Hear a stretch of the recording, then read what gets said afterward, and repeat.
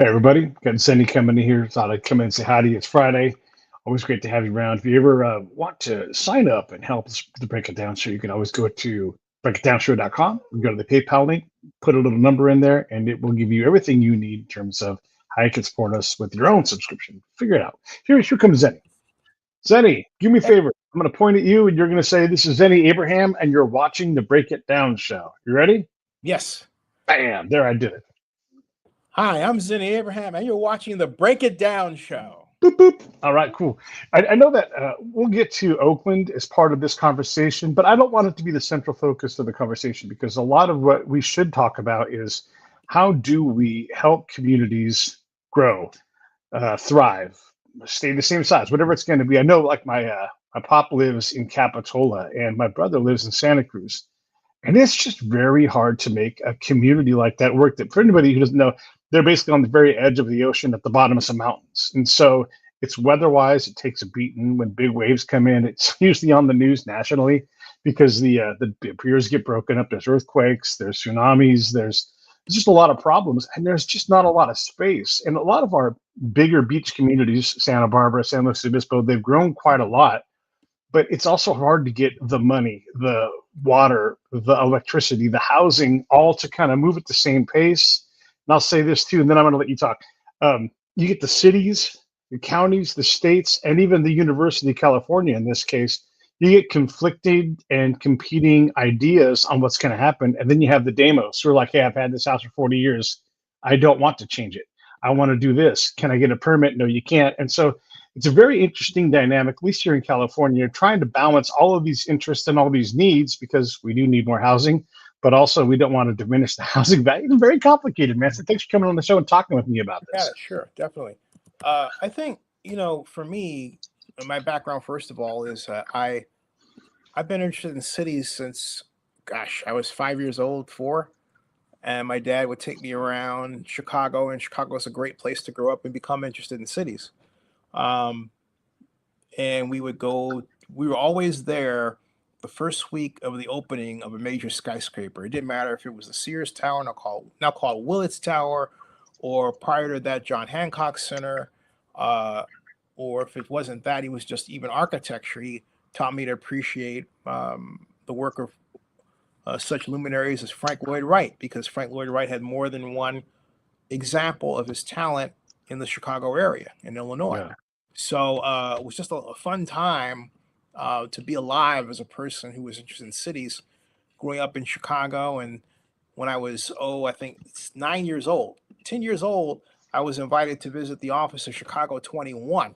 That was the presentation of the plan for Chicago in the 21st century. And I remember the model and everything. I was in downtown Chicago, across the street from Montgomery Wards. That was where the office was, on the seventh floor. Yeah. That's a long time ago. It feels like yesterday to me, though. I know. I get you, man. I Yeah, still sometimes say Montgomery Ward's like where it was where I grew up in the Bay. yeah. I'm like, let's go by Montgomery Ward's. And I'm like, hold on. I'm sorry. You have no idea what I'm talking about. You got to teach them. You do. You You have to do. You bring do. the Yeah. you have to bring the pre-internet era into the internet era, right? So Yeah. that's Yeah. Yeah. by just talking about it. But to answer your question regarding cities, if I were to put my hat on, and if I were the newly hired economic development director of a town like, say, Peachtree City, Georgia, which is small, uh, Hmm. you have to go with the culture. It's not going to be. There are some places, like I remember my friend Ann Browning became a planning director in Manhattan Beach. And I remember she told me when she got the job, the concerns there are birds on the roof. You know, you have to ride with the culture. You can't come in and say, I'm going to change your culture, because you know what? You're going Right. to get whoop, you're going to get booted. Yeah. You lose your job real quick. So what you have to do is you have to balance the culture with standard urban economic practice, which is standard urban economic practice is this: without investment, there would be no buildings, right? Doesn't matter if it's government or private, without the investment, there would be no buildings. So you have to ask, to what degree are the structures in your city or town up to code? And if they're not up to code, then you have to ask, hey, look, can the residents bring them up to code? And if they're financially strapped, then you have to figure out a mechanism to help them. Some people like to lean on grants. I prefer tax increment financing. Why? Because it changes the direction of property tax revenue.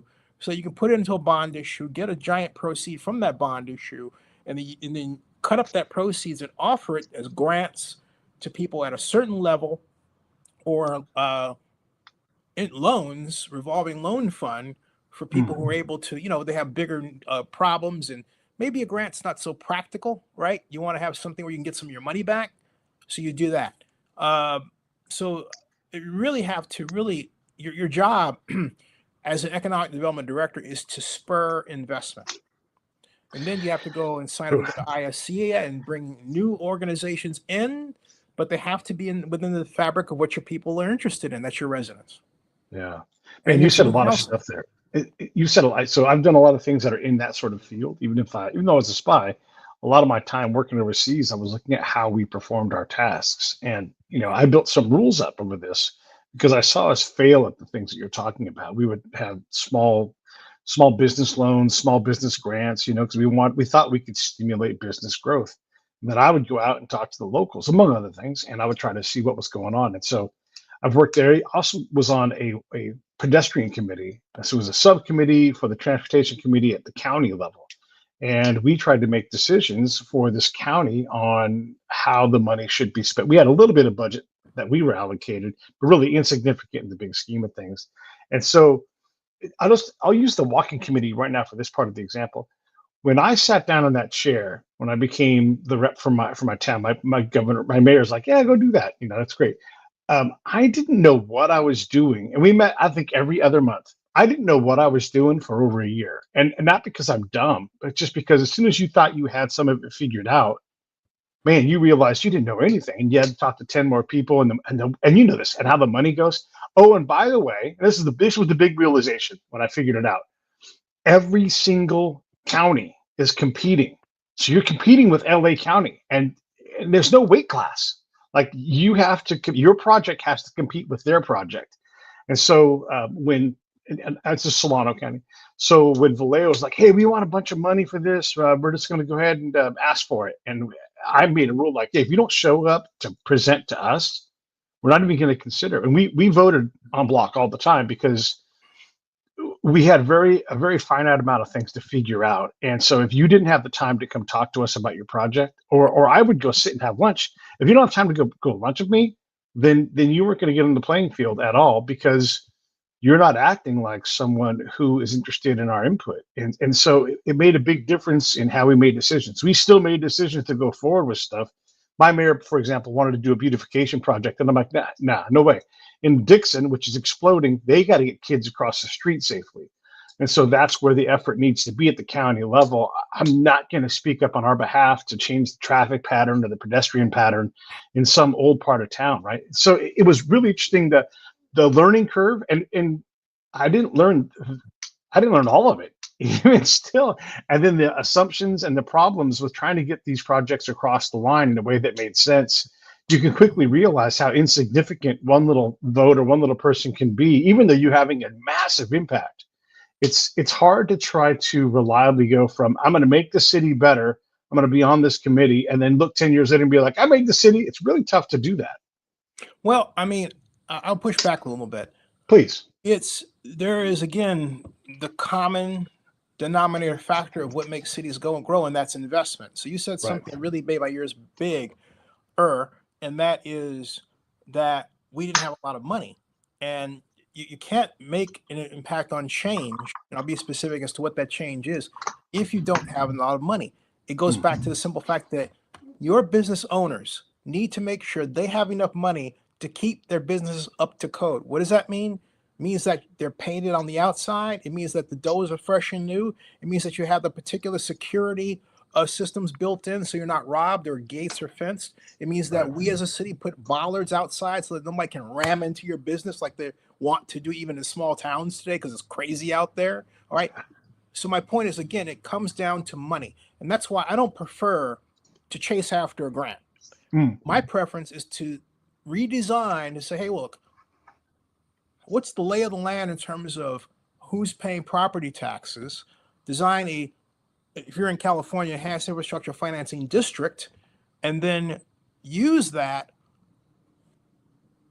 determination of the boundary. All right.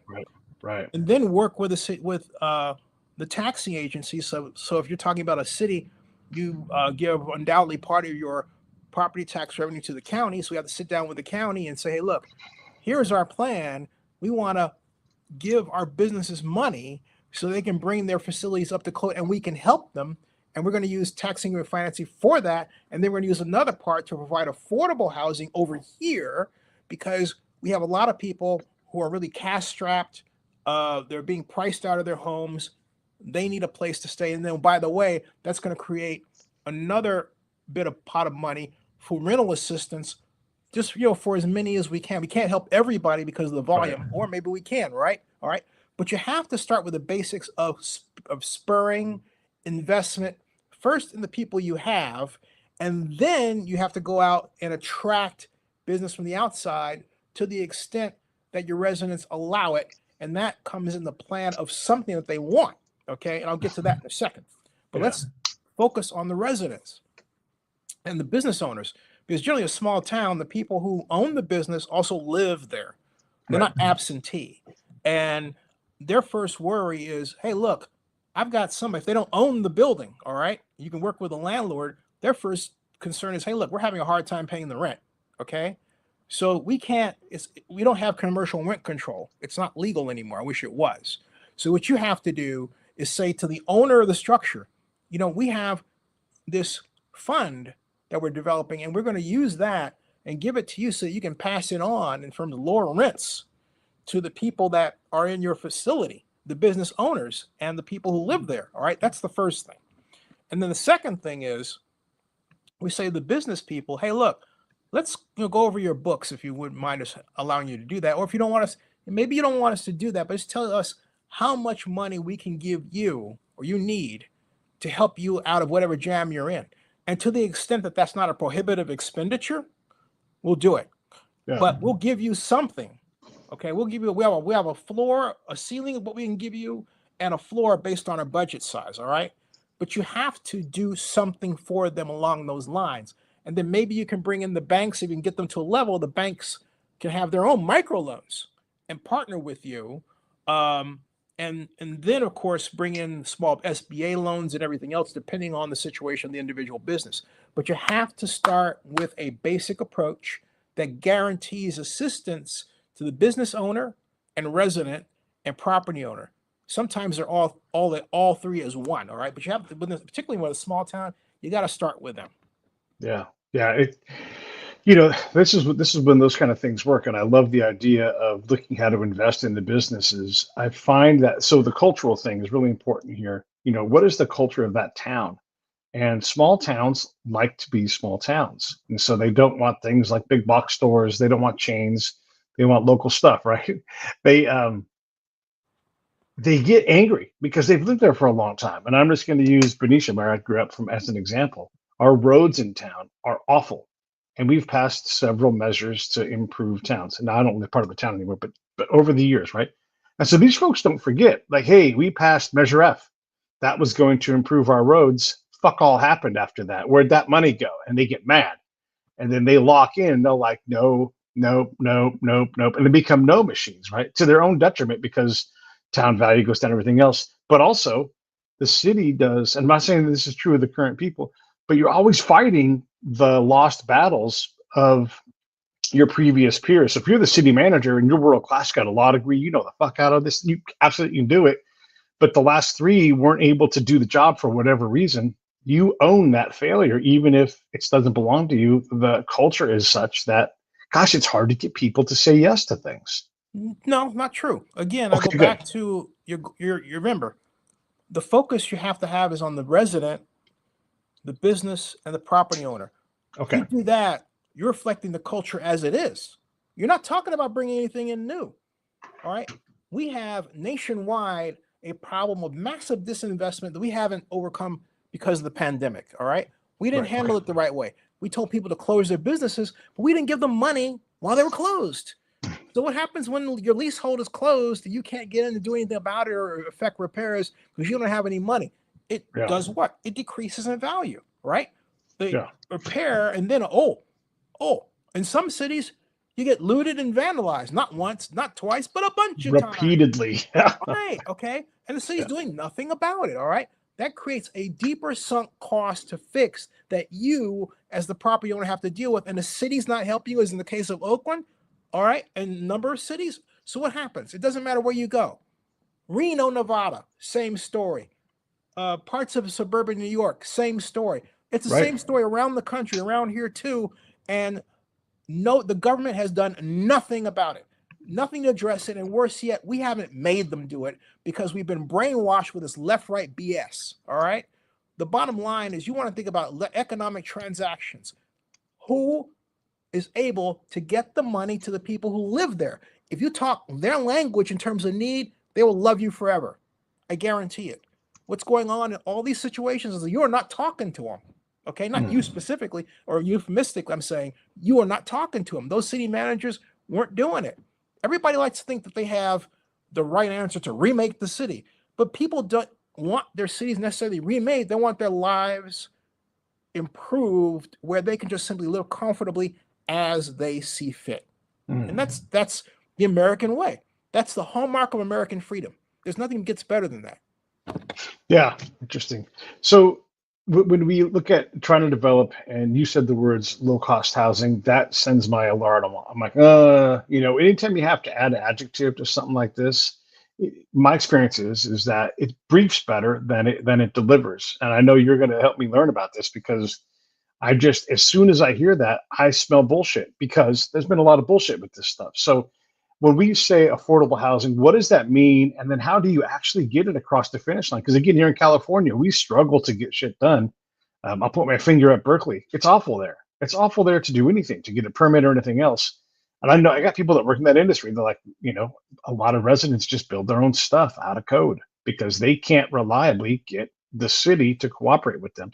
Now, maybe that's all their point of view, but I know too many people that say these things. So what do we do about these things? Like when you say a word like affordable housing, how do we communicate that more clearly? Because it seems like the government doesn't do a good job. But the way you're thinking about it is imposing something.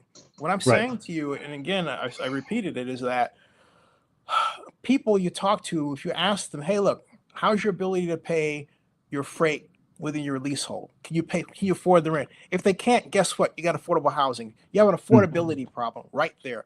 You help them deal with that on a per person basis with a fund they can tap into, you solving the problem. All right. Again, you have to start by taking care of your residents. Yeah. Okay. All right. That's paramount. Yeah. A lot of people forget that that's the situation. You take care of your residents.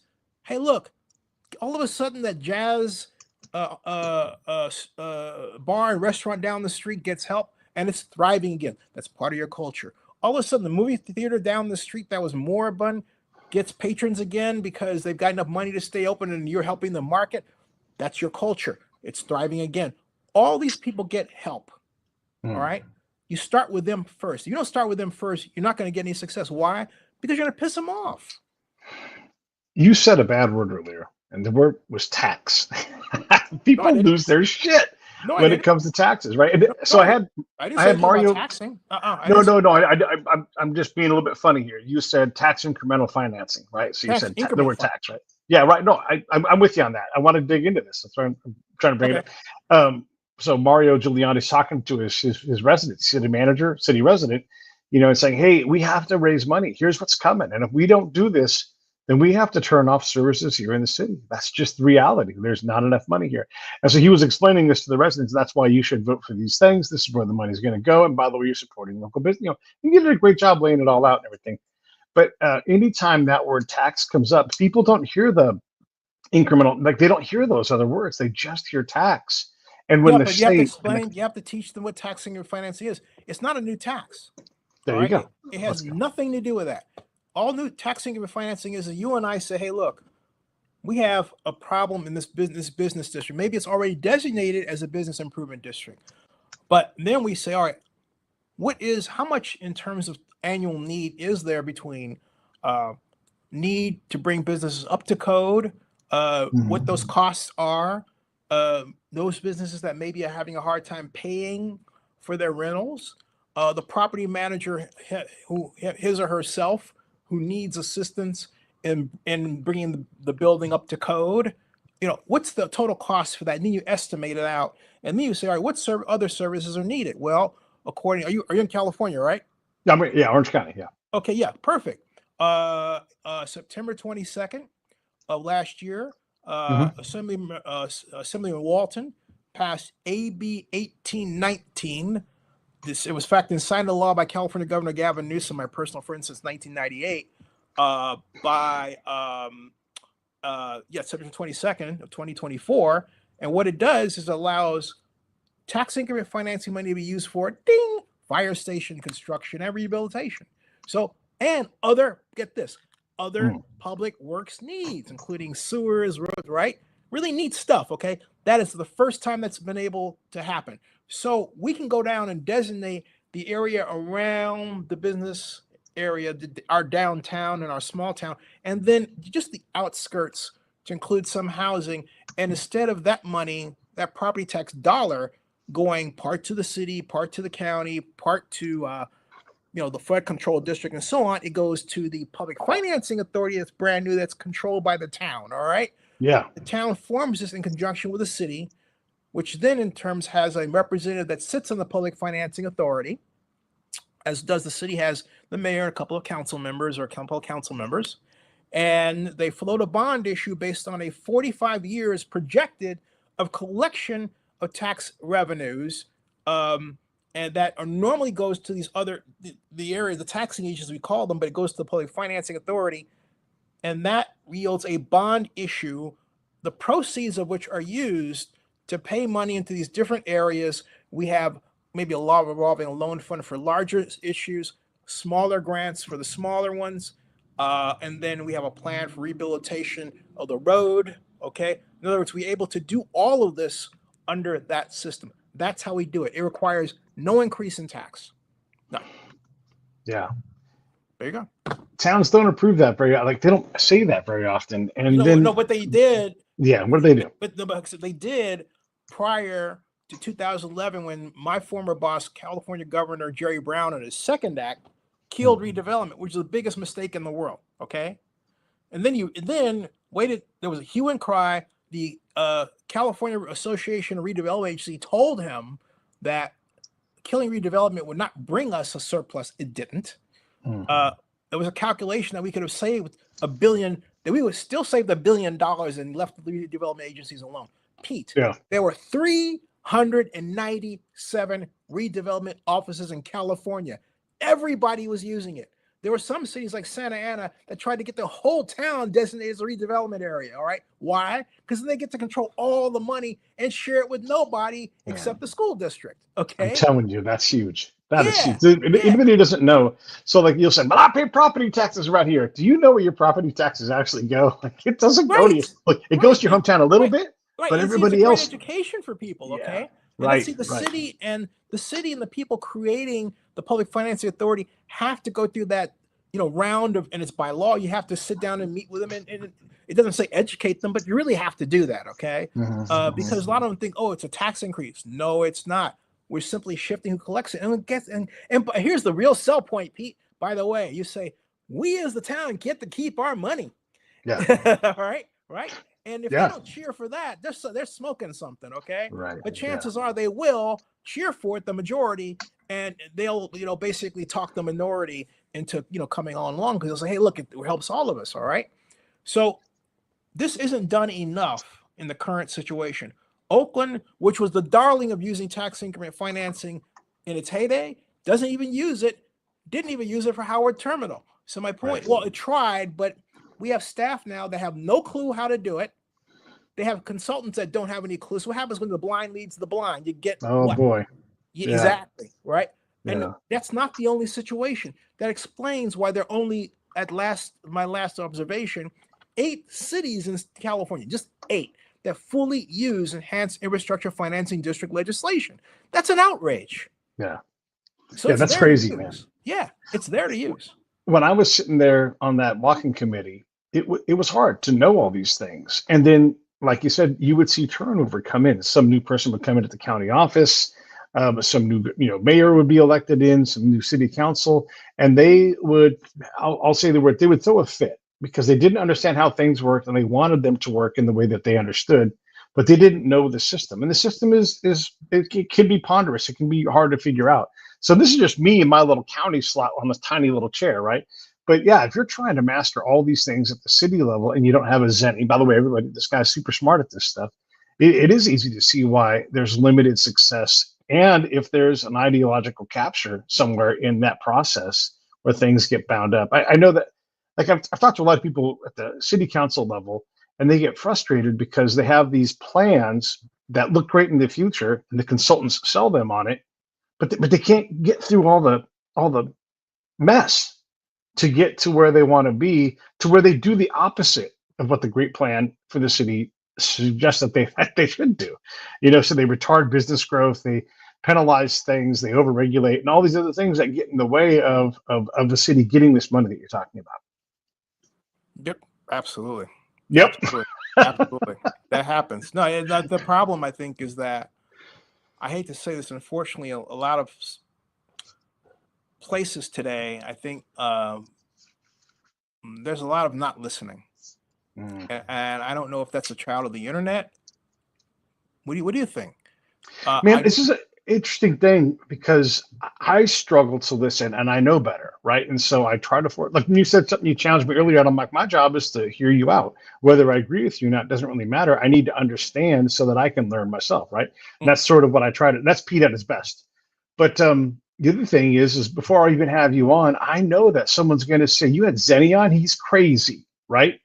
And this is what I mean. Like, here you are talking intelligently, this stuff. I know, right? And there you are. Oh, he's crazy, right? But you're not crazy, and you understand how this stuff works. And if you ever work inside of a city government, that person's probably like, oh yes, please, thank God. And there are consultants. And another guy, my friend of mine, he was talking to me about what they're trying to do out in that Reno area as they try to figure out how to become a bigger city, because they are in a tough spot because of past decisions, and they're trying to get better at this stuff. So what's going on I appreciate Can we talk about that? Because I want to learn more. I saw that they have this plan around the Sierra, because my mom and late stepdad used to gamble, all the time. We had a lot of fun.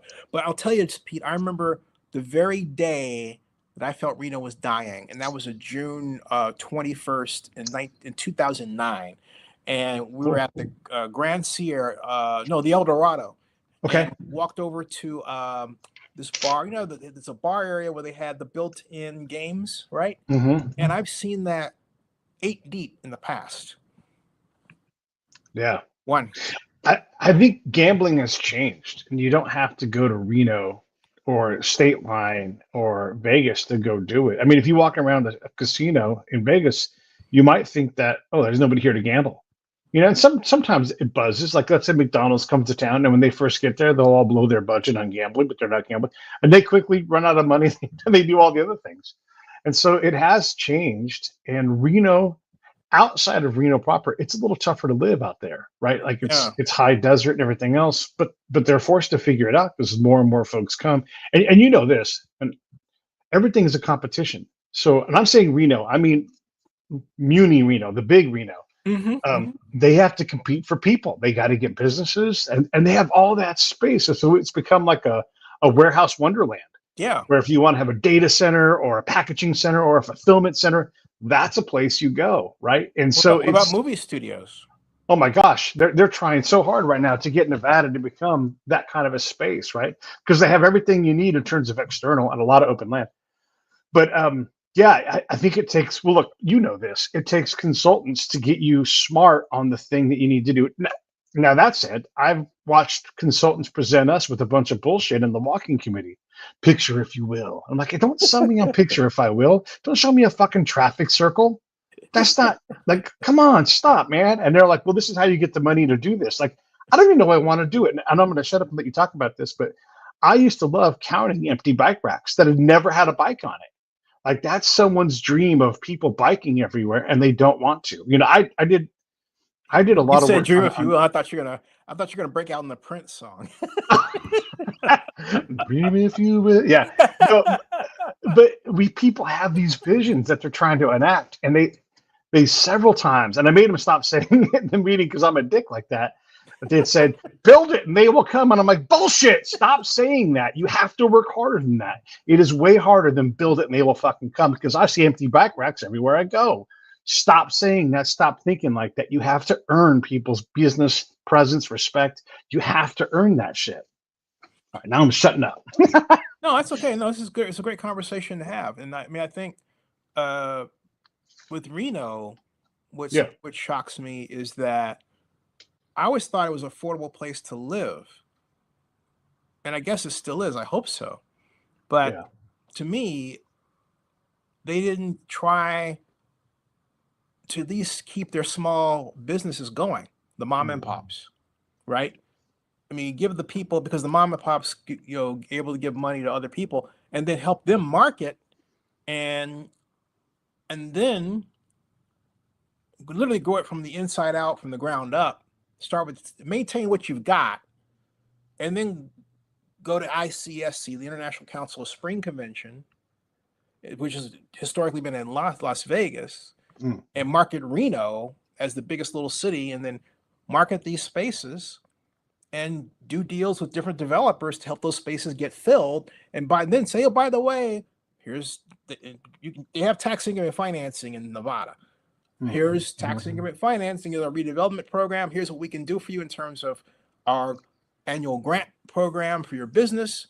And we will help you grow, and we will help you market, and we will help you set up even online with your own website to help market your business, which is something that economic development people don't normally do, right? But this is the 21st century, and you have to help them. So I'm saying that I'm surprised Reno didn't do this primal scream, like have a commercial on YouTube, which is easy to develop, have some creator around there, just corral the creators and their YouTubers and have them make YouTube videos, right? I mean, even Las Vegas should do that. I did that to Stephen Hill, who is the president of the Las Vegas Convention and Visitors Authority, who was one of my intellectual heroes as economic development director. And I had the pleasure of finally meeting him in 2010 when I started covering CES. And I said to him later, I said, hey, you got all these vloggers, including me. They who knew who I am because I was talking about Raiders stuff, right? Yeah. And, and so, but there's a whole community of Las Vegas vloggers who know who I am. And I'm saying, but a lot of them like Pomp C and J&K in Vegas, I can go on and on and on. Yeah. They do a great job promoting Las Vegas.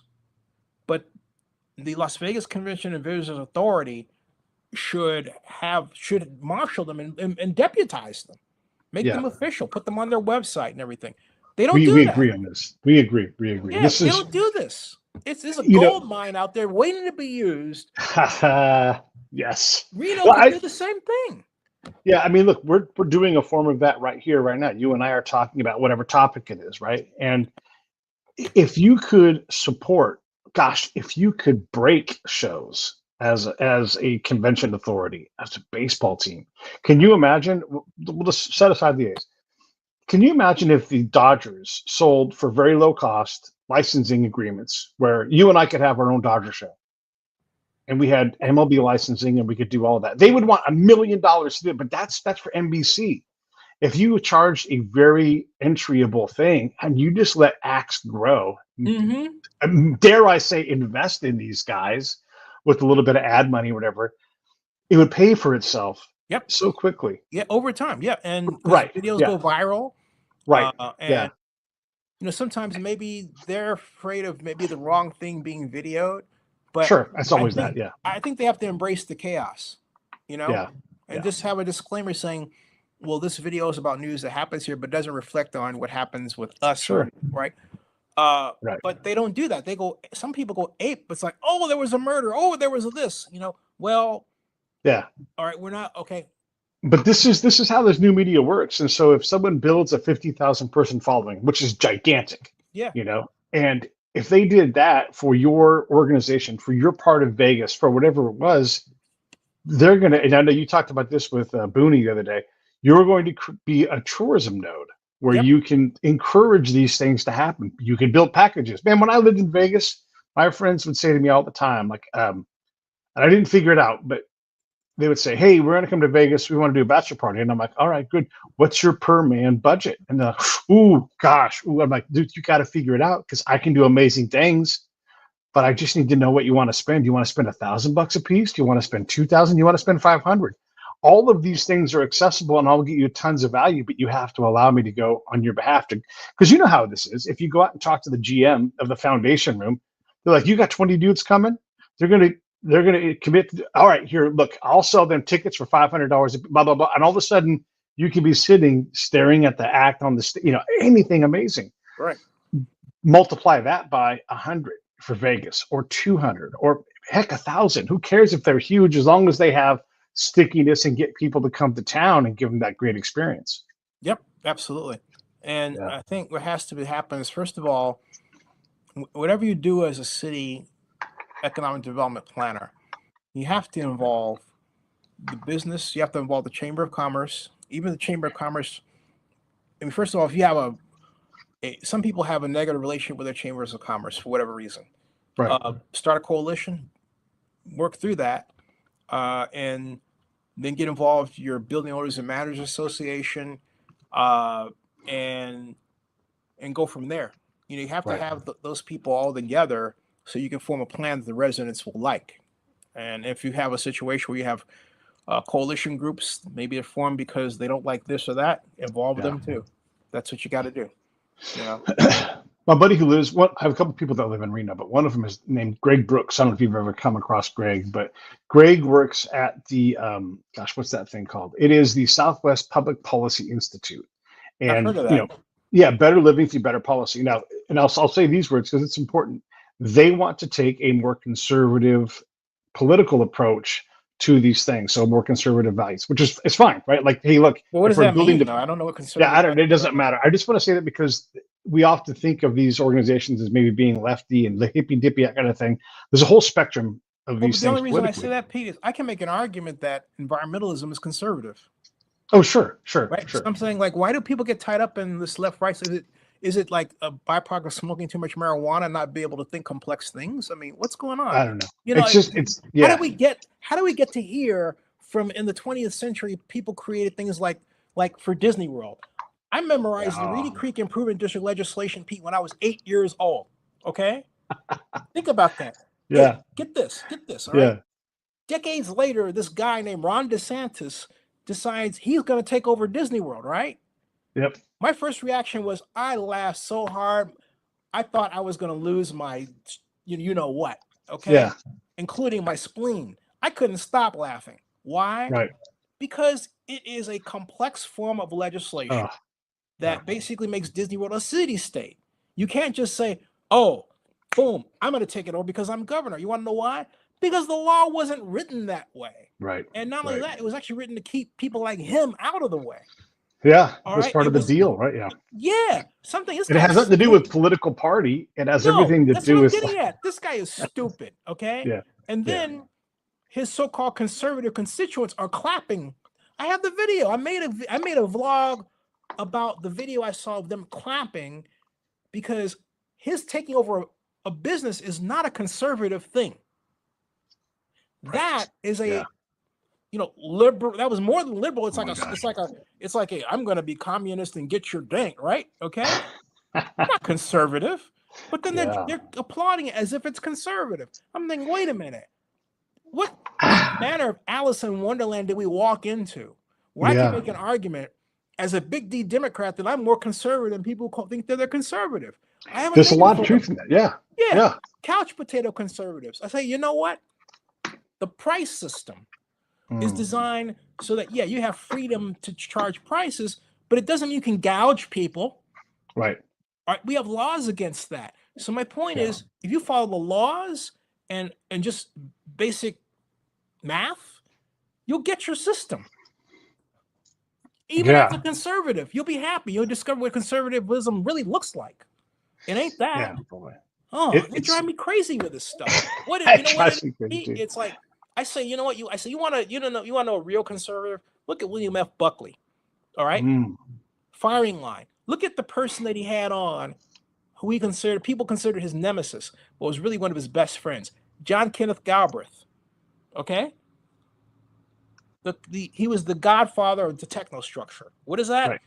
The book in the New Industrial State, which everybody, publication 1966, you must read that if you haven't read it, okay? Because it applies to today in terms of identifying those people who work in different situations just because the technology was created, which is a new concept then. Now it's old hat. But my point Yeah. is that what people need to understand is the institutional design of what's created and how to maintain those institutions. That is the real focus. There's a And lot of books by Galbraith too. You could spend years reading that stuff, and a lot of it's yeah, dated the, because it's written about the thing of the time. But a lot of it is 100% relatable today, if not the Affluent ahead of us Society, still. Yeah, right. 1956.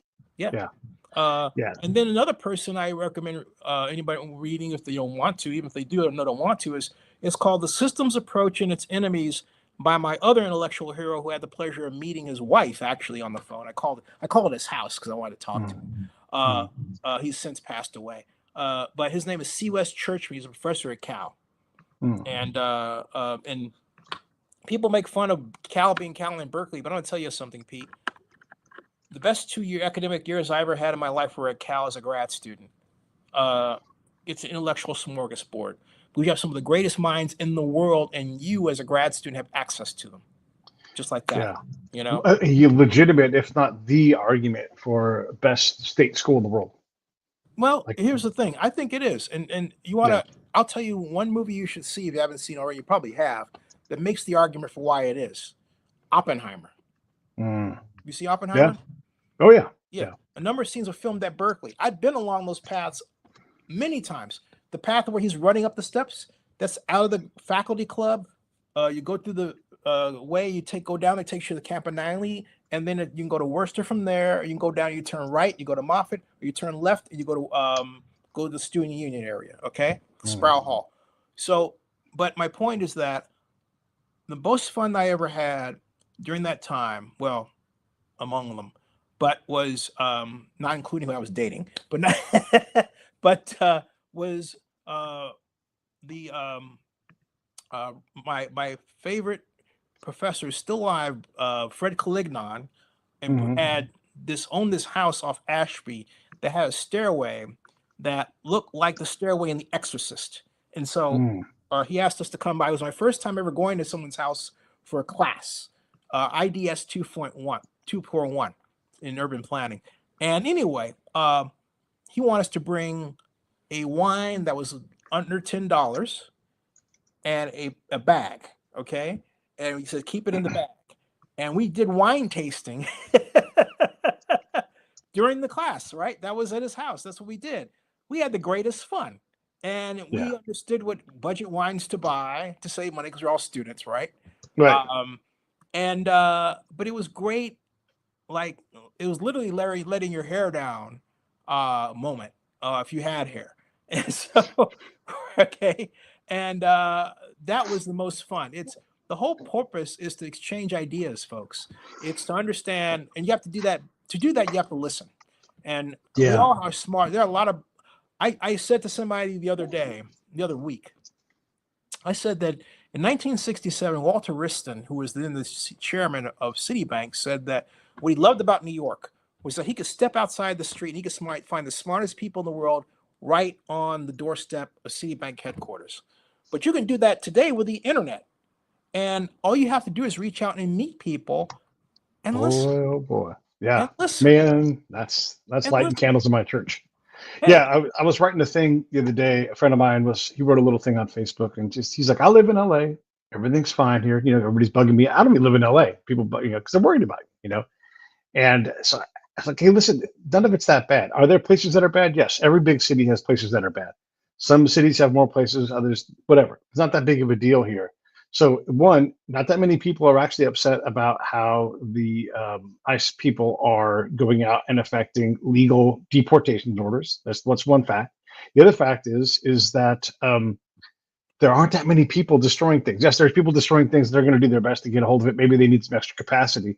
But the reality is this is pretty status quo. Don't get fired up about something. Get up out of your house, get off your device, get off your TV, and go encounter life at the speed of life.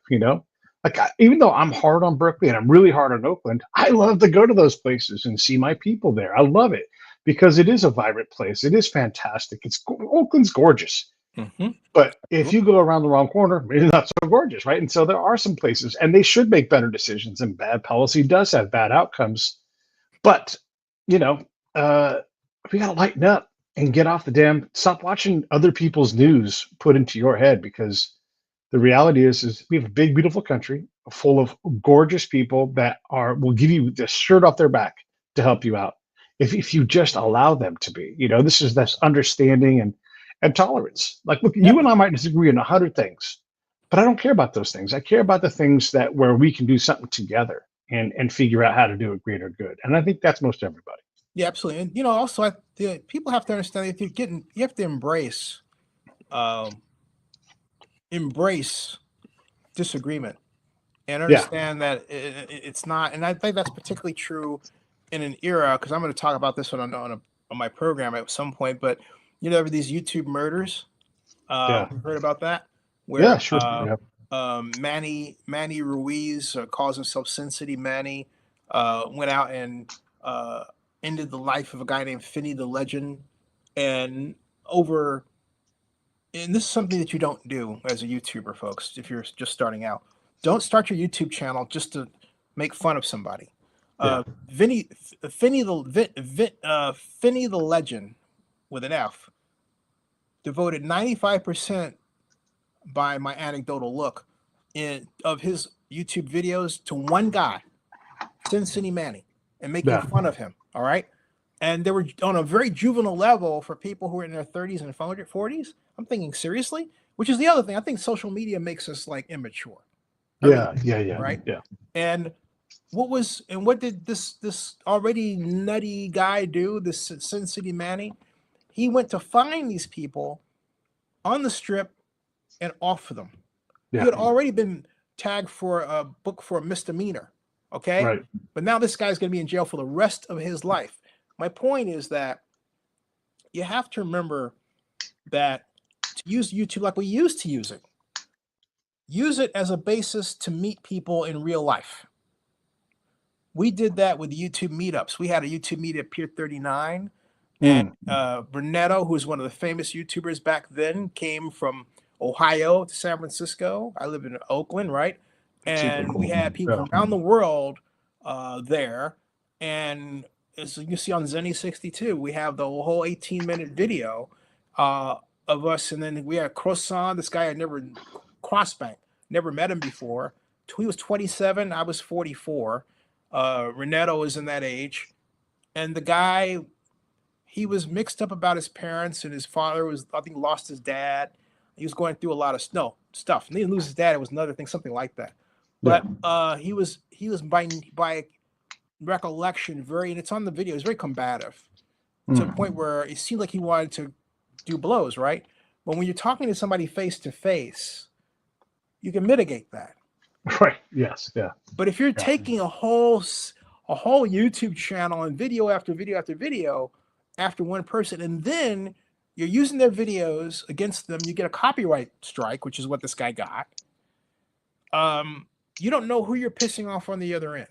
Yeah. And don't. It's not worth it, folks. It's not worth it. But we used to. But this is what gets me about how our society has changed. We didn't do that. Yeah. Is it the advent? Is it like this? I'm not saying that drugs should be criminalized, because when they were, a lot of people look like me were taken in for no reason. Sure. I don't do them, but doesn't mean I'm better than the next person. I'm just stating a fact. Yeah. What happened to where we have people like that? Or is it that the whole of ourselves, or is it, Pete, is it the whole of ourselves are online now, and maybe we just have jerks and that's what it is? Everything's a competition, right? This is a good law, and you have a giant body of work. You've done a lot of things. You can talk about a lot of topics and in depth, right? You've built yourself into this, I will just say, Renaissance man, for lack of a better term. Like, you're very qualified. Wow. Yeah, no, for sure. And then someone will come along. No, you do great work. Someone will come along, and they'll just use me. Yesterday or whatever, I was talking about the A's, because I'm hard on people who don't get that stadium is getting built. Yeah, Oh, yeah. anything can happen. Groundbreaking Right? is coming, folks. Yeah, right, I've got a right, right. And date, they're already doing 23rd of things. June. It's funny. And so, look, I'm a spy. I build networks. I talk to people. So I know people in Vegas. I used to live there. And so I know one of the guys that runs one of the industrial equipment rental places. And I said to him, any signs from you that the A's are building this thing? He's like, fuck yeah. I've got to go get these parts from abroad because they need, they flex in capacity. And I'm like, you guys got contracts? He's like, I'll let you know when I have a contract. And he did. And so I was saying, and look, I don't burn sources, but um, he said, don't say anything, until later. And now we're past that point. So now I can say things. Yeah. But I was saying over 2 months ago, I'm like, they've already begun construction. Look, are they stacking a brick? No, but you have to get the stuff assembled. So if you want to call that, it's certainly not grading. This is the management of the construction process. These are construction drills, right? And so at some point, you have to just say, they are doing construction things. Is it sexy? No. But Pete, you know what but bothers me about that whole thing? wait, let me say one more thing. Pete, Yeah, go ahead. Look at me, all right? Yeah. They already went through that with the Raiders. You think these? I know. You think these stupid idiots basically just look at the video and say, "Oh, well, it looks like the same as what they're doing now." Duh. Oh, yeah, you're killing me with this stuff, man. Well, and this is where it gets back to your big question, right? And so someone calls me a bootlicker. Like, first of all, like I care. Who uses that term and wants to be taken seriously? Anybody watching, I promise, the maybe guy somebody who looks who's back, a bootlicker themselves, maybe like their own. Yeah. Maybe like. Well, and Zennie, just being honest on my end, I've done a lot of hard and dangerous things. So someone's words, I've been in a goddamn head-on collision with a tank. All right. So someone calling me a bootlicker, like, doesn't even register. But the fact that they think that it matters is the bigger problem. I don't care. The guy who looks back at me in the mirror is an asshole to this guy. Like, I am hard on myself. I every day I feel like I want to die. It's part of my PTSD. I deal with it and we figure out what to do. Why is that? Just because I've seen a lot of damage and my body responds chemically differently to stress, right? And so it's under control today. It's not really a problem. But what I'm saying is when someone says, "Oh, you're trying herbal teas," like I recommend peppermint tea for that. Oh, okay, good. Yeah. No, and I'll take that. I do all these things to manage it and everything, right? It's under control. And licorice root extract. All right. You got it. I'll get on that. And I appreciate the concern and all these things. But the point is that some person online saying something negative to me, oh, come on. You're like a precious little baby, right? You're so immature. You're a 7th grader. Do you think I care? Am I even going to think about you for 2 seconds? No, I don't care, right? You and I are doing such bigger things. Like, I'm excited about the A's, and I'm excited to see them in Vegas. Yeah, I'm excited. They've deserved this place.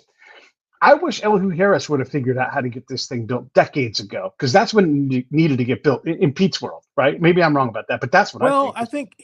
Yeah. I'm having worked for Elihu. I will say though that technically he did it for the Raiders. Yeah, and you're right. And he signed. When I have a picture on one of my blogs, I have it with Elihu signing. Al Davis is there. Amy Trask is behind Al Davis. Amy Trask was Raiders CEO. GM. Yeah, right. Yeah. CEO, not the GM. She was CEO. You're right. And then Ezra Rapport, who was the architect of the Raiders deal, was behind Ezra. Ezra Rapport, rest in peace. He died 3 years ago now. 66. He was my boss.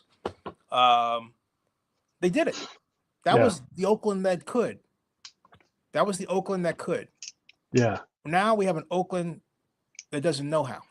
Yeah. They think that passing a budget and balancing it is like the greatest thing in the world, and yet we did it was old hat. It's like, okay, whatever.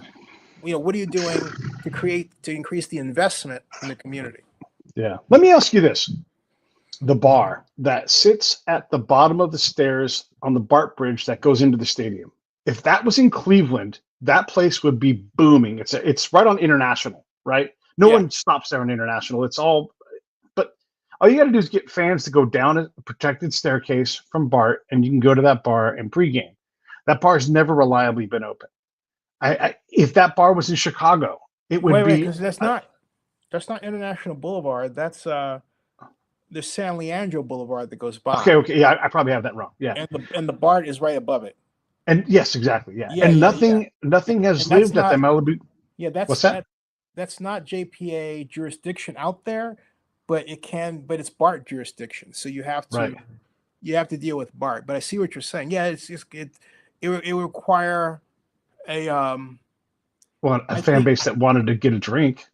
well, no, I was going to say, in my opinion, for what I'm envisioning, it required $8 Mhm. million investment. How much? 8 million, Okay. because it's a bus thoroughfare to begin with, so you have to have an area for the buses. You have to keep the buses separate from where they're going to be. Um, so let's say maybe it's further up a little bit, and then you have to have an inset, which means you got to.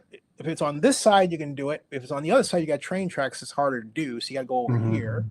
Mhm. You have to do it so that it has its own ingress egress and enough parking there so that you're able to accommodate, I would say, 50 cars, and the rest walking, uh, but enough so that you're not negatively impacting the traffic that comes along.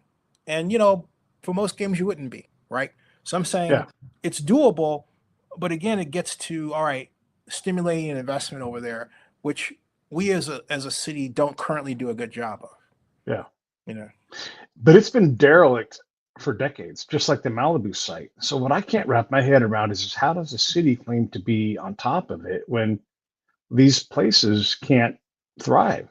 well, it's not on top of it. The city, that's an elected official saving face, is what's going on, and that's the fact of the problem. There's a Right. lot of face saving going on. Shang did it. There's a lot of cover up and not being honest about what's going on, and it's because we have a hybrid strong mayor system where the mayor can fire and hire the chief administrative officer, whereas in a council manager structure, uh, we had the city manager. You needed 5 votes to fire the city manager, and Elihu would always say, "I can count to five." I worked under that system for Elihu Harris, and it's now. What do I prefer now? I prefer Elihu wanted a strong mayor. He had what was called Measure F for him, but it didn't pass by the voters because basically the White Hills voters didn't want a black guy to have that kind of power. But they were willing to do it for Jerry Brown because Jerry Mm. took what was Elihu's idea, refashioned it so that Jerry didn't have to be on the city council on a weekly basis. He could be on high in his Mm. office or in Tahito, wherever it is, and available by phone to cast a vote if necessary. Um, but that system has wrecked Oakland Mm. because the city manager is has been by nature a short-term employee, gets switched out all the time, like every 2 years, gone, gone, gone, gone, gone. You Yeah. cannot effectively establish good long-term planning. You got people jumping ship who are in the city manager's office and managerial areas every 2 to 3 years. You need stability. And so what I want to see is a system where, yeah, the mayor can hire the city manager, but it takes 3 council member votes to get rid of the person. All right. So that the person isn't tied at the hip to the mayor, so Mm. that we can do Mhm. better long range planning. So there's less political um, influence because the mayor threw a temper tantrum. All right. Right. And we've had too much of that. I'm going to try to put a picture up here so everybody can get an idea of the place I'm talking about. $8 million. That seems like a big number to me. Is that a big number to you Nope. to get a fan bar going? No, not when you can consider the construction of the facility, the need to regrade the roads, need to refashion roads, the projected number of people that are going to use this bar. A bar might sound small to you. When I think of bar, I think of 200, 300, 400 people on a game Sure. day. Yeah. The fact that people are going to want to eat, which means you're going to have to get in the trucks to deliver the food, the facilities to make the food. You have to have areas where the people can change their clothes who work there and clean up. No, $8 million when you start really thinking about it is not a big number. Yeah. Yeah. I mean, I know that they're on top of it, but why isn't somebody? I mean, look, you've worked there. You've been hired over and over again, right? A lot of I different wish over and over administrations. again. I wish my mom wishes I had because I would have had a nice pension by now. I'm 62. Check Yeah, out I know this what you're saying. this Yeah, bar, yeah, everybody. Check yeah, out that bar. Look yeah. at that location. That is attached to BART, which is the local area transit. And all you've got to do is walk your happy ass across. And then on the other side of this bar, a little ways away, a quarter mile, but all on the same trail, is the stadium. I mean, Yep. it's right there. Yep. And that thing has been in this condition for as long as I can remember. Yep. Used to be able to get great hot dog over there too. Yeah, And, no, it's crying to be. That's what I'm saying. $8 Yeah. million for that facility right there. Go back to that picture. You got it, brother. Okay. Hang on one second. Thank you. Bam. Yeah. Okay. See, on the extreme right is a lot. All right. That's part of that, which can be used, and also behind it. Okay. So there's a lot that can be do that. Like I would take that whole facade, I would move it back 10 feet to have a better kind of entry and accepting area for congregating. I would have an atrium inside so that people can come in and watch the games. Maybe you don't have a ticket, but hey, you want to hang out. It's a Super Bowl. You got to make that. You have to make that what it's gonna be. If you have something like even just a beer to get, a destination next to it, because look, you're looking at the only person in NFL history to try to bring the Super Bowl to Oakland. We got You didn't know that? It. I didn't know that, man. Good for you. That's right. I was hired by Robert Bob. What happened was that long story, because I don't think we're heading into the hour, right? Yeah. But all right. We can stay on as long as you need. Tell your story. Okay, well, I got to make my mom happy, so I better. No, okay. Yeah, I told her an hour, so yeah. But I will say that what happened was that I was transitioning from working for Elihu as economic advisor. I wanted to run economic development, but Elihu selected Bill Claggett to do it, which I was really disappointed about, even to this day. And Elihu is still one of my great friends. Yeah. But so Robert Bob, who was our city manager, turned city administrator, because we were turning from a council manager form of government to a strong mayor form of government. And Jerry Brown had won the election in '98. They decided to go after the Super Bowl that San Francisco lost, the 2003, and they didn't know what to do. They were given a set of questions, 24 by the NFL. Like, for example, do you have 24,000 top quality hotel rooms within an hour's drive of the Coliseum? Now, if you know the Bay Area, you know damn well the answer to that is yes. Yeah. Do you know that they answered no? Oh my God. No. So Robert Bob, who wanted to bring the Super Bowl to Oakland, knew something was wrong, knew that I had brought Eddie DeBartolo to this close to building a facility, an entertainment facility at Jack London Square, introduced him to LAU and everything else. He also knows that the Raiders asked me to represent them in secret to bring back the 49er Raider preseason game, which we did in 1996. So he came to me, showed me what's going on. He goes, and I said, yeah, call Joe Brown. He's the executive vice president for government relations. Or do you want me to call him? He said, yeah, you call him. So I called Joe. I said, Joe, I haven't talked to you in 2 years. He goes, yeah, Zennie, what do you need? I said, I want to know where we are in Oakland with our Super Bowl bid. He goes, you're behind the 8 ball. I said, Joe, what do I need to do? He said, I need your bid book in 2 weeks. So I went to the law library at Cal, and I worked all night and into the morning answering every question and then some. I wrote a 300-page response. Truth. Yeah. In a book. They loved it. The NFL loved it. Saved the program. So then Sally Roach of SMG Coliseum, we had the contract with what's called Spectacor Management Group. Didn't really like that I was in charge. She had to work with me for reasons I attribute to race. Because what are the logical reason why you treat a person a certain way? So it's a fair assumption. And so she said, well, she brought in a guy, I don't know what she was thinking, but she brought in Doug Thornton, who was her boss. And Doug and I hit it off. Doug Thornton, I got on speed dial to this day. Doug Thornton is the manager of the Superdome, who later saved the Superdome from ruin after Hurricane Katrina. So anyway, Doug and I hit it off. He would give me advice about what to do and everything else. And then we were in a meeting, and Doug and Steve McFadden, who was our architect for the Coliseum, was sitting right over here next to my friend. Dina McClain is sitting over there. He was Coliseum executive director, but had no experience at it. She was bond counsel. That was her experience. Sally Roach was over here. We had a whole room. Mike Silver, Sports Illustrated, my longtime friend, and who's now with the Athletic and New York Times, was in the room, as was Monty Poole. We had a big meeting, and unbeknownst to Sally, I had to call Glenn Mon, who was her boss, and I was going over what I had done with my bid book, or what was the first bid book, where it was really just a set of rules and answers to the questions and everything, how we're going to do things.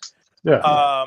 So Sally gets in this meeting and says, calling herself showing me up, okay, and says, Glenn, and Glenn's on speakerphone from Philadelphia, all right?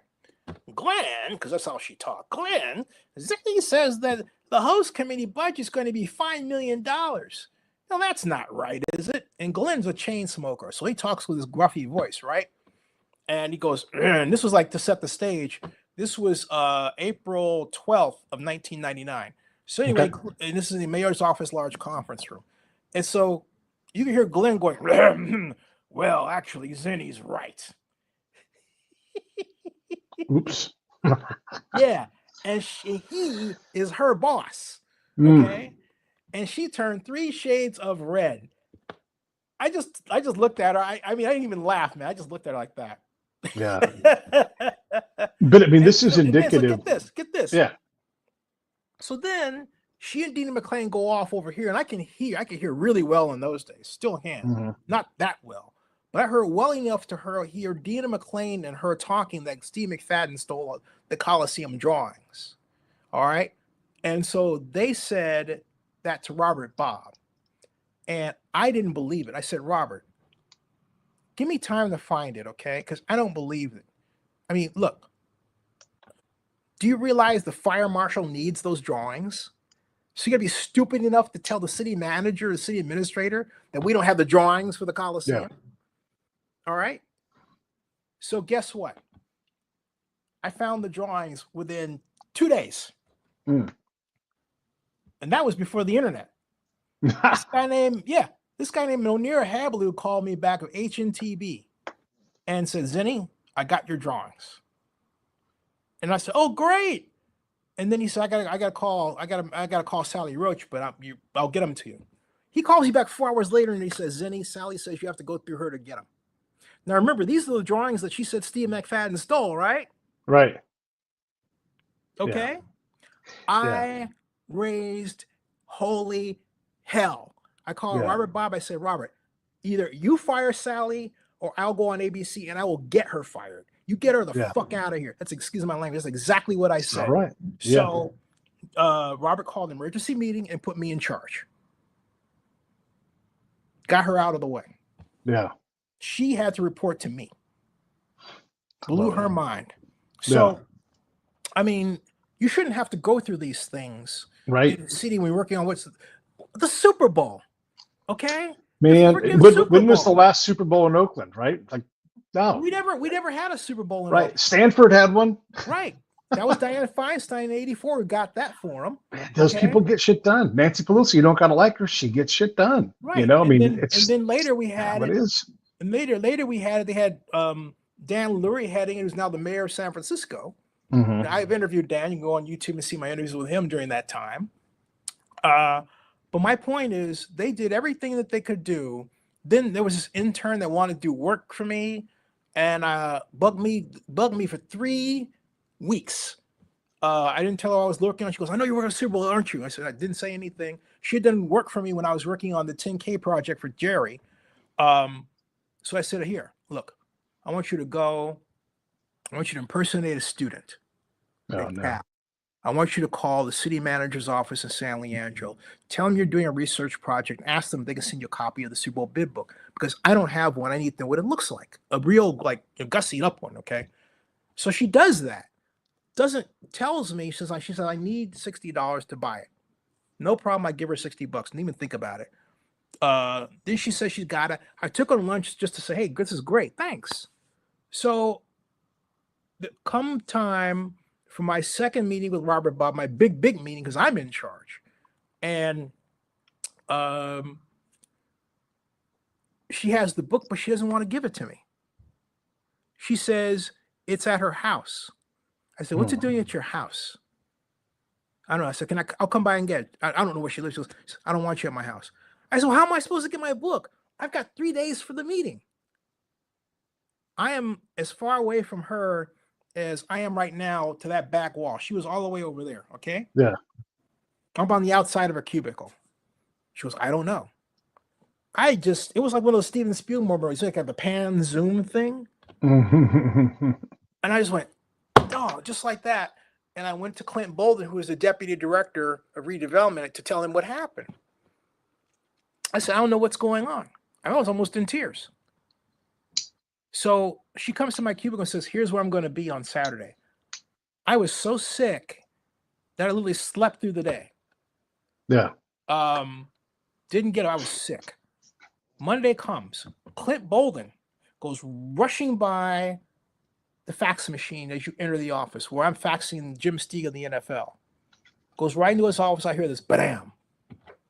The Lord told me, he's got your book.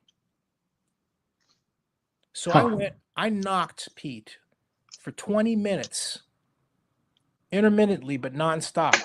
Right. For that book. On the 24th minute, he opens the door and gives me the book and says, here, there are some things just as important as your Super Bowl. Bam. Yeah. He had the book. Well, look. And here's the thing. It gets better. I don't believe you. This is Oakland. This is why Oakland doesn't work. Right. Yeah. Yes. This is why Oakland loses sports teams. Right. Okay. Because they throw BS in everybody's way. And these are people that work in Oakland that do this. Right. Yeah. It's the culture. All right. Nobody wants to accept that, but that's the fact. You can't have all this loss for nothing. Yeah. No, you're right. Okay. Yeah. All right. I mean, it's the culture. This is what happens. Yeah. So then, remember I said I just went, hang on, and she's like way far away from me at her cubicle. He's in her cubicle. I'm on the outside of it. Yeah. I never came in. I'm just, because I was I'm thinking, oh, she's going to have the book and, this is great, right? After her bugging me to work for her, remember that, right? For her to work, she's bugging me. Turns out I get a call from Jess Gonzalez of EEO, Equal Employment, saying, well, Zennie, there's been a complaint filed against you. I said, what? Yeah, somebody accused you of violence in the workplace. Oh, my God. I started laughing. I said, what? And then he says, yeah, some girl. I said, what? Oh, you're kidding me. And then he said, you asked her on a date? I said, huh? Okay, I took her to lunch to say thanks for my bid book. So I told Jess, I went over to Jess's office. We were friends. I said, this is insane. And then I told Gregory Hunter of Economic Development. He told me, he says, that girl's been running around asking every black executive official for work. She works for Janet Holly. She's also black, okay? I said, what is going on? He goes, file a complaint against her. So I did. So, so the person who's doing the intake was really jealous that I had a column in Montclair. How do I know? Because she told me in 94. She lived in the same neighborhood. Her name was Margaret. So Margaret's tapping on all this and saying, they said you asked her for a date. I said, I haven't asked anyone for a date. Okay, I said, look, my girlfriend is, and I wasn't going to say this, but I thought I want to test to see where they're really at. Yeah. I said, my girlfriend is white and blonde and doesn't work here. Right. In my department. I'm not dating anybody around. I'm fine. Why would I want to ask somebody else out? Right. Do you realize that Margaret turned that into, oh, you got a problem with black women? So get this. In other words, I'm supposed to basically say, oh, yeah, I was dating her. Yeah. You see how screwy that is? No, it is screwy. Yeah. It is screwy. And it's frustrating because, like, if you and I had the ability to book out the stadium and the arena, that place would be bumping. But it's not. It's not treated like a real asset. Get this. Yeah. Okay. And then, all right. It's what they do. They don't want, they're so interested in having their own insecurities maintained that they don't care about anything like you going after the Super Bowl. Right. Clint wanted me to involve him But I told him, Clint, the NFL needs this now. I can't wait for you. Right. He wanted me to wait 2 weeks for him. Yeah. The same with Joe Haraberta, who was The over the NFL Chamber. has options. Right. The same with Joe Haraberta, who works for the Chamber of Commerce. Yeah. Well, Zennie, you've got to get the mayor involved, and why don't you just wait for a moment? What they wanted to do was figure out a way to get me out of the way. Yeah. All right, not respecting the fact that I have NFL ties. Right. We Sure. have obligations to meet. So I did what I do best. I wrote everything. I wrote my own bid book until I found somebody to actually officially write it. And then I got, by the grace of God, Art Twain, who was then a famous who was the father of a guy I went to high school with, Matt Twain. Art Twain got me GMO Hill Holiday, one of the best ad firms in the country at the time, in San Francisco. They gave me $125,000 of free work. Dang. And they made the bid book. They made our logo, which is the form of an integrated circuit, the whole 9 yards. All right. Jerry would never meet with me. I said to him, I remember I ran into him. This was April 22nd at 4:24 in the afternoon. I said, I need to talk to you about the Super Bowl. He said, I don't have time for you. To my face. Yeah. In the large administration building of Oakland, which his right hand, Jacques Bagaji. Yeah. All right. And then he didn't realize what I was working on. We went into 2000, and then Paul Tagliabue sent me a letter inviting us to New York to give a presentation on our Super Bowl bid book. I had given my presentation to the Super Bowl Policy Committee November 2nd of 1999 in Chicago. That was my first NFL owners meeting, my first meeting for the NFL owners directly in a subcommittee. And on it were Neil Austrian, who was the NFL's chief operating officer, Jim Steig, who was then head of NFL special events, the now late, sadly, Jim Irsay, owner of the Colts. Sure. I don't want to cry. Excuse me. Bob Tisch, who owned the Giants, and the late Lamar Hunt. Excuse me.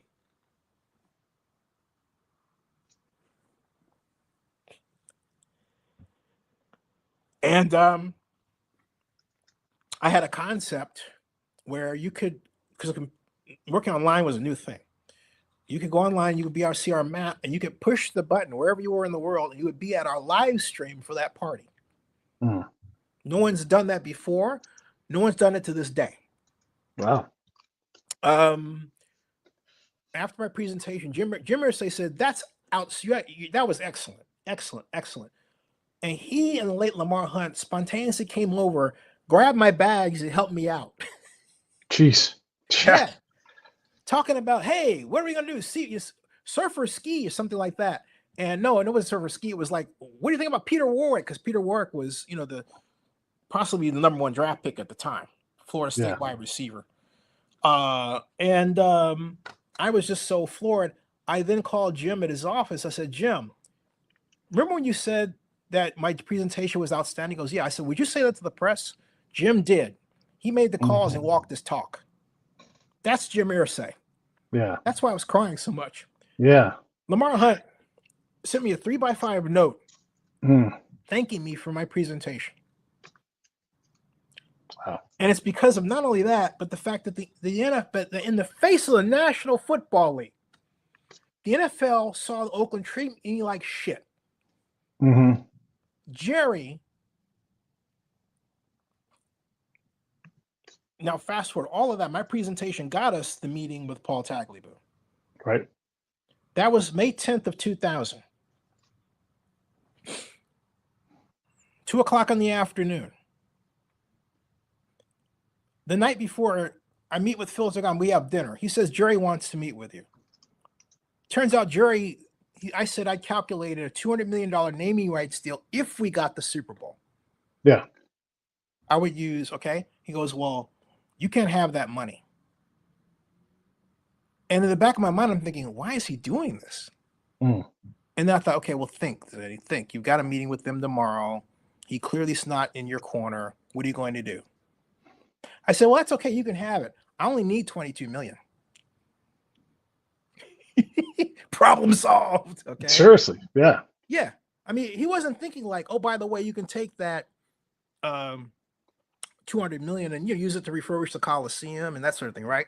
No, Right. he wasn't thinking, okay. All right. That's how they think to this day. Yeah. To this day. All right. So, I mean, that's why under Shane Tao, they raided the Coliseum coffers to pay for their 911 system. Yeah. Yeah. So, okay. Yeah. Yeah. So, you know, so, for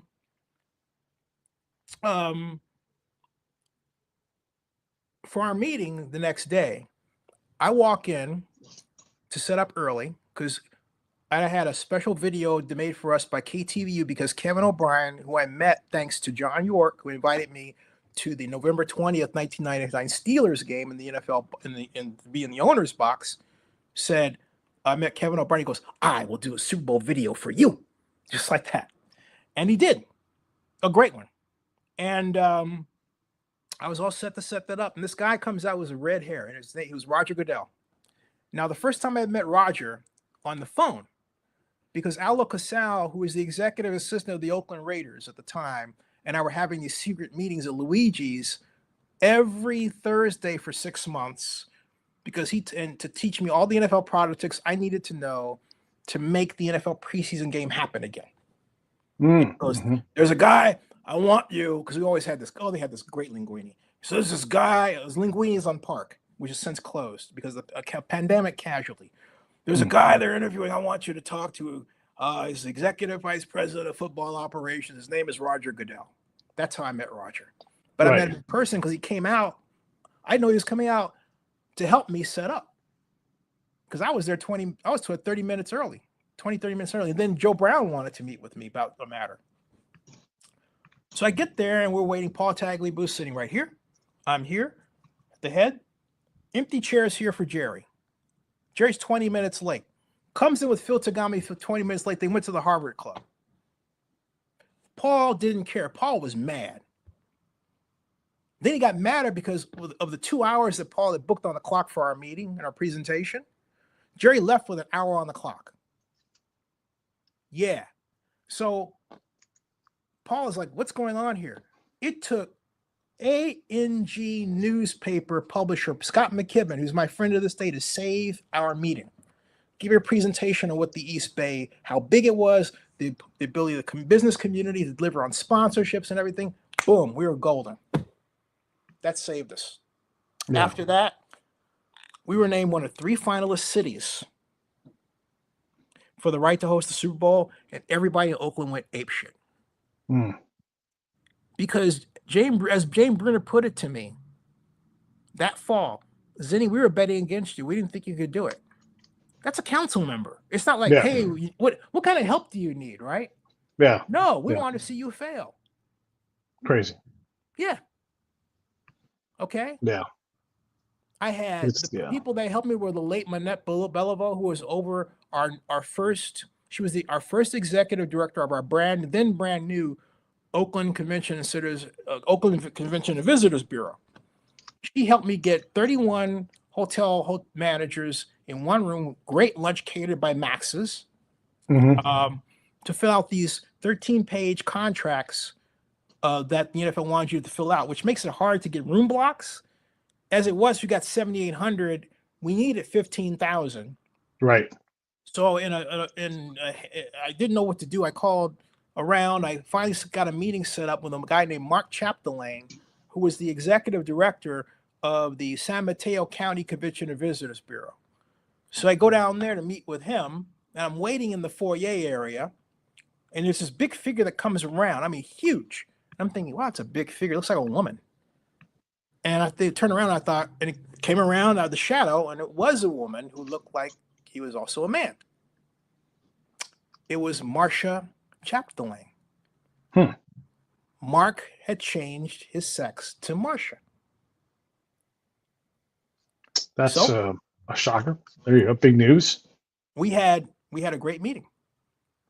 Asked me to come back for a second meeting. The second meeting, he wanted me to look at his operation.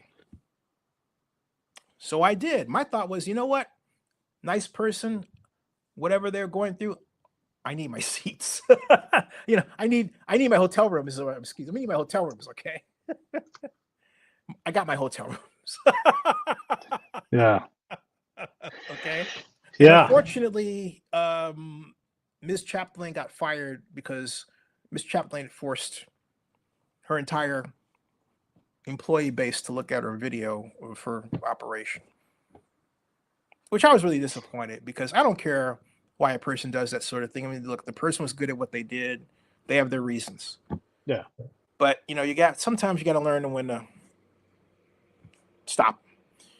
But anyway, Yeah. I got my letter for 15,000 hotel rooms. Ding. It wasn't what Jim Steig wanted. Also, the other problem was that Wayne Weaver was a super popular owner. He was the owner of the Jacksonville Jaguars originally, Mm-hmm. and they had a ridiculous plan, I thought, for cruise ships, which kind of worked. I heard a lot of complaints, but because it's small, cruise ship rooms are small. Mm-hmm. They are. So it's not like the Bay Area. So, but they won. They won because Wayne Weaver is popular. It wasn't really that we had a lawsuit with the Raiders with the NFL. That didn't help. Mm. It wasn't that Al Davis was the Mr. No. He was like Dr. No or Dr. Extension. It didn't help. Right. But Wayne Weaver was popular. And so on the third ballot, and Jerry was there, I introduced Jerry to I got to know the late Bob McNair, now owner of the Texans, who had just sold his cogeneration plants to buy the Houston he created the Houston Texans franchise. Right. And so we lost on the third ballot. Mm. And I didn't know what we were up to. Gary Bauer of Bauer Limousines, my buddy. But Gary Bauer really came through. There's this guy, I'm not going to mention him, Coach USA. Strung me along for an entire month. I needed 1,000 vehicles in this combination, 300 buses, 300 buses, limousines, and limousine cars. Okay, right. Limousine buses, right? 300 buses, limousines, and helicopters also. Gary got me all of those. Oh, wow. Yeah. After a 25-minute phone call, I'm standing on the corner of Van Ness and McAllister in San Francisco on a cell phone talking to Gary, telling him what I need. He had that ready for me like that. Oh, man. I automatically put him on the Oakland Alameda County Sports Commission, which I created from scratch as a nonprofit, in the face of Oakland City Attorney Jane Williams, who told me, and Dina McClain, who is executive director of Coliseum, who told me it was going to take me 2 years to get federal approval for it. I did it in 4 months. In their face. Okay? In their fucking face. So Zennie, this, and so I know you got to go and I got to go, but this whole thing, man, it makes me sad because Oakland does have all this stuff. The Bay is this wonderful place, but I'll be damned. Is Take there this section out of what I told you and make it a separate video? Yeah, well, we're already live. I mean, this is all going up right now. But the main thing I want to ask you, just a super brief answer, is Oakland fixable? Yeah, it's fixable, but Okay. you have to have people who care. Go about fixing Oakland, not about fixing themselves. Right, or taking advantage of other people. You got to have people who care, not people want to play games with each other. Yeah. Eliot told me when I worked for him, he said, Zennie, there are 1,000 games in City Hall every day. The question is, which one do you want to play? Yeah. The question should be, why do I have to play games at all? Yeah. No, man, listen, I get all that. And a lot of what I had to do when a guy like me shows up to your unit to help you in Iraq or Afghanistan, nobody knows me, but I'm going to be a powerful player on the field because I have the ability to go to the other team and talk to them and bring back news. Right. And the thing, before I got my black belt at that, right, I was masterful at going into town, still learning, still getting better. But when I learned to manage the staff and have them stop sticking me in the back, because I end up being bad news Turner, right? Because part of what I'm trying to tell the Commanders, here's how you're losing, right? Here's how they're winning. And if I can give him that kind of information, he craves it. He's like, yeah, then I have a snap. But it countermanded what they thought was going to happen, and I didn't focus just on threat. I focused on the things that mattered. And to win, you had to master all these things. Anyhow, so I can empathize with a lot with you where people are going to say things, they're going to try to undermine you, they're going to try to put words in your mouth. And until I learned how to fight those fights without fighting them, yeah, I got kicked off of camps. I got sent home, like I'm helping them out at the highest level. And the commander's like, I can't win the fight to keep you. You've got to go home. You're great. I wish I could keep you. Right. So this is in a combat zone. People's lives are on line. And like, you're like my number one guy, but this is the fight I can't win. So you're going to have to grab me back. Please come back and do this for somebody, So I get all that stuff, and it's unfortunate, but here we are. Right. And, man, I appreciate you talking. I could talk to you for another 2 hours just because there's so much interesting stuff going on. Oh, I want to add one more thing. Please. What I do now, please visit my site, Zennie62media.com. If you have a problem with reputation management, if you need blogs, if you need a kind of project that gets thank you. If you need a project that counters someone making blog posts about you, or if you have a Google News problem where the news that mainstream media is told about you is wrong, hire Zennie62 Media. We can fix it. We can fix that for you. If you need WordPress help, have a back-end problem with your WordPress site or sites, Zennie62media.com. Thanks, Pete. Perfect. No worries. Everybody definitely go check out what Zennie does on X and all the other places. We'll have him back and we'll talk about some more stuff.